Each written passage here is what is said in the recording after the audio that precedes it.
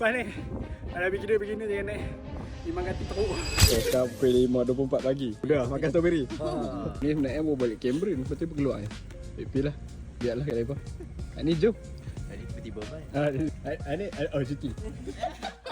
So 6.14 kita berhenti tu. Dah keluar awal pagi takkan dah semayang rapiak. Pagi sekarang pukul 7.30 sampai dah dekat kaki bukit 5 kaki. 3.3 je. Okey. 3.3 km dari sana.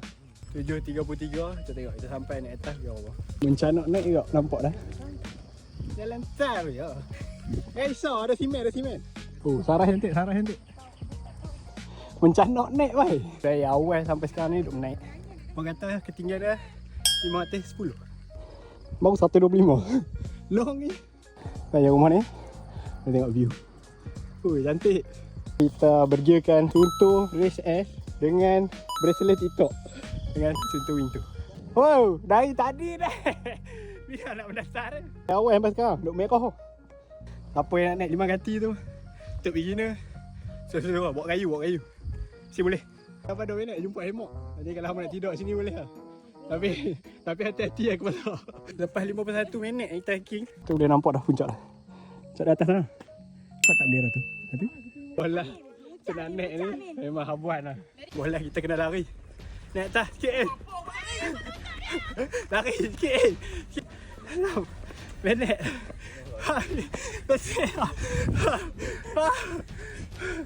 Lepas ni kalau begini jangan naik 5 kaki teruk. Aja nak bagi hampa tengok.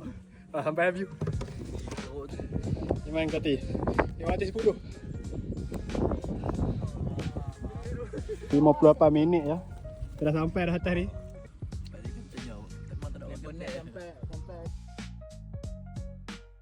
So kita dah sampai dah dekat parking kereta ni. Sejauh 6.7 km kat 7 kilo lah. Senang kata naik turun 5 kaki ni.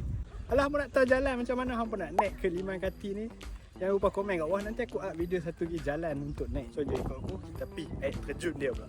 Bukan air terjun dia lah. Dia macam kalau hampa naik 5 kaki ni hampa memang kena pergi air terjun tu. Macam tu. So jom aku bawa hampa. So sekarang pukul 11.30 dah. Dah sampai dah.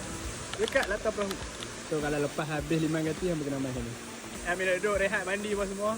Settle. Terima kasih tengok video dia sampai habis. Yang mana minat hiking, minat jogging, jangan lupa follow aku. Jumpa lagi. Stop.